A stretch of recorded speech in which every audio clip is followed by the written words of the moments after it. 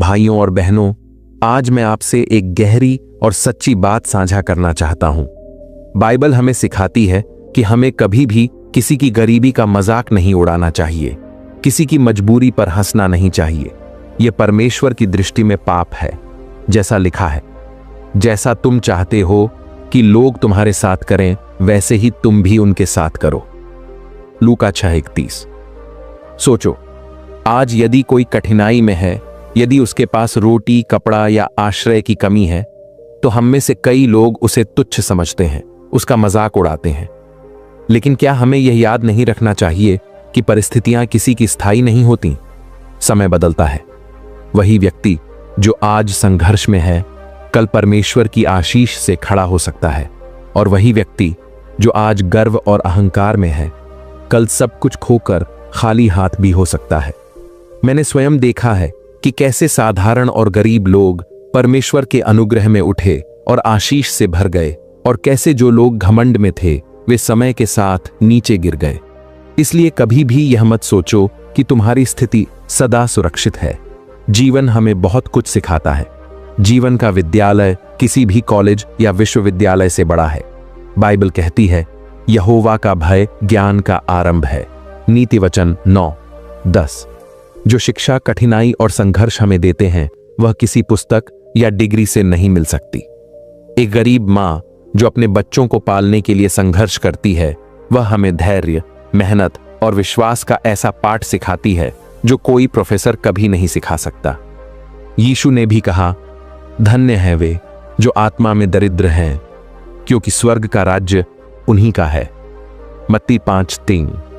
इसका अर्थ यही है कि गरीब और संघर्षरत लोग वास्तव में परमेश्वर के राज्य के निकट हैं, क्योंकि वे अपनी निर्भरता परमेश्वर पर रखते हैं। दुख और संघर्ष हमें परमेश्वर के और पास लाते हैं। परमेश्वर का वचन हमें यह सिखाता है कि दुख और कष्ट जीवन का अनिवार्य हिस्सा है। कई लोग कहते हैं, प्रभु हमारे जीवन में कभी दुख ना आए, लेकिन बाइबल हमें दिखाती है कि दुख हमें वह सिखाता है जो सुख कभी नहीं सिखा सकता। रोमियो 5:3-4 में प्रेरित पौलुस लिखते हैं, हम क्लेशों में भी घमंड करें, क्योंकि हम जानते हैं कि क्लेश से धैर्य उत्पन्न होता है, और धैर्य से खरा चरित्र, और खरे चरित्र से आशा। जब हम कठिनाइयों से गुजरते हैं, तब हम धैर्य और विश्वास में बढ़ते हैं। यही कारण है कि मसीही जीवन केवल आशीष और आराम का जीवन नहीं है, बल्कि यह चुनौतियों और परीक्षाओं से भरा है। परंतु उन परीक्षाओं में भी परमेश्वर हमारे साथ चलता है। याद करो, यूसुफ अपने भाइयों द्वारा बेचा गया, जेल में डाला गया, अपमानित हुआ, लेकिन अंत में परमेश्वर ने उसे मिस्र का शासक बनाया। यदि यूसुफ ने उन कठिनाइयों में हार मान ली होती, तो वह गवाही कभी सामने न आती। इसी प्रकार दाऊद को देखो, वह एक छोटा सा चरवाहा था, लेकिन कठिनाइयों और युद्धों के बीच वह परमेश्वर का महान राजा बना। यीशु स्वयं हमारे लिए उदाहरण है। उन्होंने दुख झेला, क्रूस उठाया और अपमानित होकर भी कहा, हे पिता, इन्हें क्षमा कर, क्योंकि ये नहीं जानते कि क्या कर रहे हैं। लूका 23:34। देखो, यही है दुखों का असली उत्तर। आज दुनिया सुख चाहती है, आराम चाहती है, लेकिन सच्चाई यह है कि वही व्यक्ति सबसे मजबूत बनता है जो दुख और संघर्ष से गुजरता है। यही कारण है कि अमीर घरों में मानसिक बीमारियां अधिक हैं, क्योंकि उनके पास सब कुछ है, परंतु आत्मा खाली है। जबकि गरीब मजदूर जो परिश्रम करता है, वह मजबूत होता है और जीवन को गंभीरता से समझता है। यीशु कहते हैं, जो मुझ पर विश्वास करता है, उसके हृदय से जीवन का जल बह निकलेगा। यूहन्ना 7:38। इसलिए भाइयों और बहनों, दुख से मत डरना, संघर्ष से मत भागना, बल्कि उनमें से सीखना, क्योंकि परमेश्वर उन्हीं से हमें परिपक्व करता है। भाइयों और बहनों, एक और बात ध्यान रखना, संसार में लोग अक्सर दिखावे पर भरोसा करते हैं। बड़े बड़े घर, महंगी गाड़ियां, बाहरी सजावट, परंतु अंदर से इंसान खोखला होता है। आज कई लोग कर्ज लेकर दूसरों को प्रभावित करने के लिए जीवन जीते हैं। बाहर से तो वे संपन्न दिखते हैं, पर अंदर से टूटे और परेशान रहते हैं। वे रोते हैं, पर दुनिया के सामने मुस्कान दिखाते हैं। लेकिन यीशु हमें चेतावनी देते हैं, मनुष्य यदि सारा संसार पाले पर अपने प्राण की हानि कर ले, तो उसे क्या लाभ। मत्ती 16:26।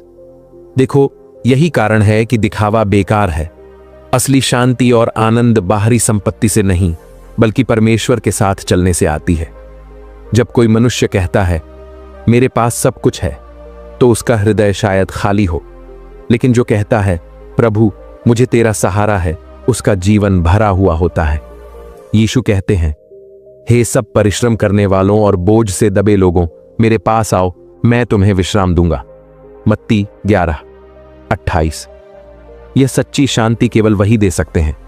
इसलिए परमेश्वर से यह प्रार्थना मत करो कि हे प्रभु मेरे जीवन में कभी दुख ना आए, बल्कि कहो हे प्रभु जब दुख आए तो मुझे उनसे लड़ने की शक्ति दे। यही विश्वास है, और यही विश्वास हमें विजय दिलाता है, क्योंकि बाइबल कहती है जो कुछ परमेश्वर से जन्मा है वह संसार पर जय पाता है। 1 यूहन्ना 5:4। जब तुम्हारा विश्वास यीशु पर है, तब चाहे कैसी भी परिस्थिति हो, तुम हारोगे नहीं। दुखों को अवसर समझो, चुनौतियों को सीखने का मौका समझो और आशीषों को धन्यवाद के साथ ग्रहण करो। यही मसीही जीवन है। अब भाइयों और बहनों, ये सब बातें हमें एक बड़े निष्कर्ष पर लाती हैं, और वह यह है कि इतिहास हमें बार बार चेतावनी देता है।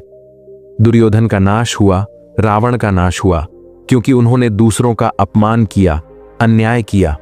लेकिन यीशु हमें एक अलग मार्ग दिखाते हैं। उन्होंने सिखाया, अपने शत्रुओं से प्रेम करो, जो तुम्हें सताते हैं उनके लिए प्रार्थना करो। मत्ती 5:44। देखो, यही फर्क है।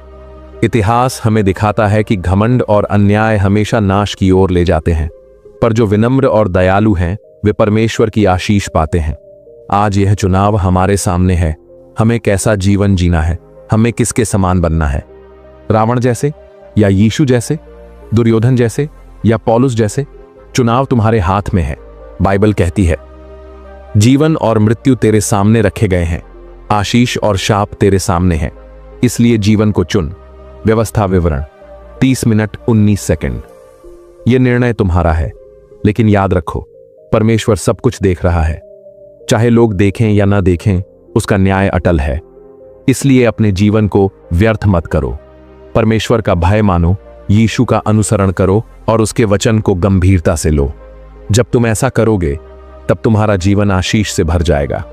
लोग तुम्हें देखकर कहेंगे, यह व्यक्ति अलग है, इसमें मसीह की ज्योति है। यही तुम्हारी गवाही होगी। यही असली जीवन है। समय बदलता है, परिस्थितियां बदलती हैं, लेकिन परमेश्वर का वचन कभी नहीं बदलता। उसने कहा है, मैं कल, आज और युगानुयुग एक सा हूं। इब्रानियों 13:8। इसलिए आज निर्णय लो, किसी को सताओ मत, किसी की कठिनाई पर मत हंसो, बल्कि सबको प्रेम करो। यही परमेश्वर की इच्छा है और यही हमारे जीवन का उद्देश्य है। आमीन।